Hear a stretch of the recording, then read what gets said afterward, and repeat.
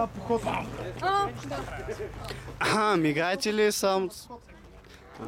Един, както казах, никога няма да ме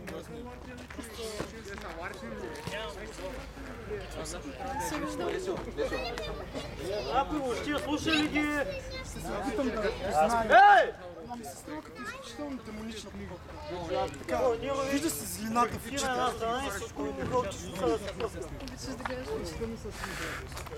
Зависи на кой чист чуш.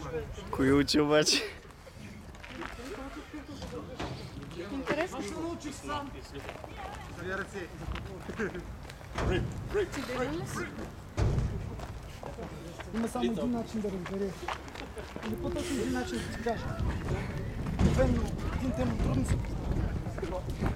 Имат някакви походка, държание То се и задни. стил на бой.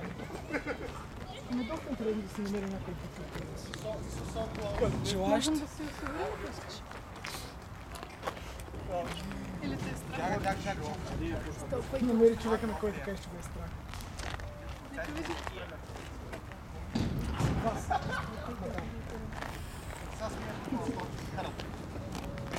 Защо всички трябва да се бият? Не мога да разбера. Те тук що просто... Защо не се просто- съгласиха на приятелски дуел. Едва ли някой да Бах ефтиното порно. в крайна сметка. Просто опитвам почва.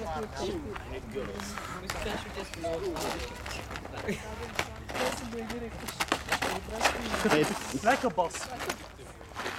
Ей, това е. Seems legit. Интересен подход. Изглежда бях прав. Наистина си тема. Имаш зорки очи. И също и Демоните не могат да се разпознаят. много. Не могат да се разпознаят. Демоните. принцип трябва да имат рога, опашки, такива работи. Аз самия. Обаче в момента ги нямат и трудно си ги въобразяват. Както ме наричаха. Абе няма значение. Тези думи. Метата. Да, тя пък е Убият. Старите времена. Много ми напомнят. И също какво правиш тук? Както казах, търси се забавление. Нещо друго ме тормози. Ума напоследък. Аз съм един от четирите принца Арсенал. Нашите хора всички бяха избити от Англия. И казваш, те са точните изчаги.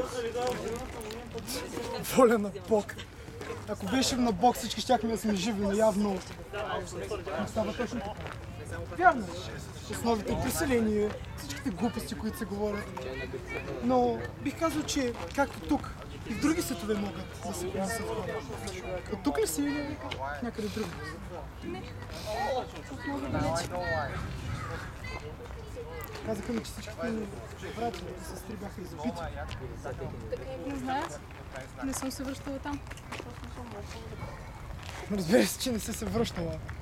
Защото напомняш ми изключително много на един демоничен стан. Като центрофуга сте обаче. Само се въртите. Да, между другото.